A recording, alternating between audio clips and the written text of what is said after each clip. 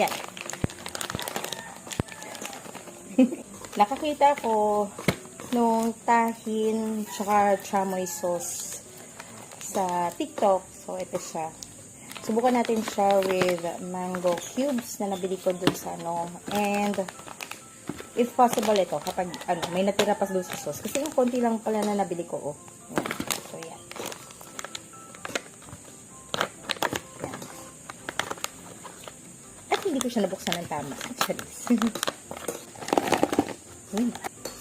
So, tikman muna natin siya ng ito lang. So,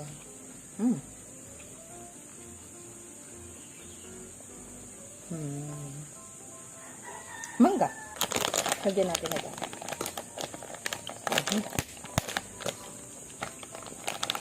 Hindi ko bubuksan buo kasi baka meron may gusto. Diba? Yan. Yan ba natin?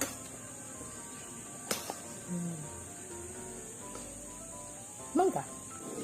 So, nauso siya dun sa, TikTok. How many years ago na? Yeah, parang 2023, 2024, something like that.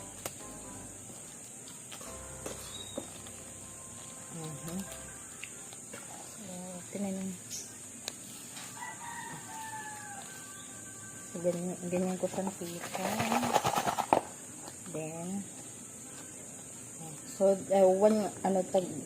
one time consumption lang talaga pag ganito yung mga lagayan. Yan.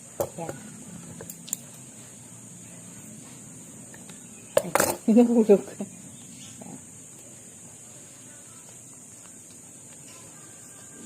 Ito yata yung chamoy sauce.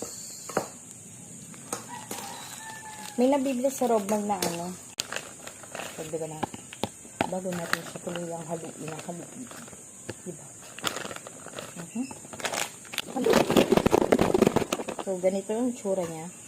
Yung crossover ng dried mango and mango cubes, diba?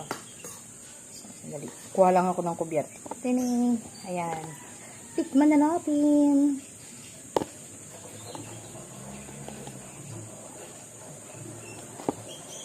Ayan. Yan.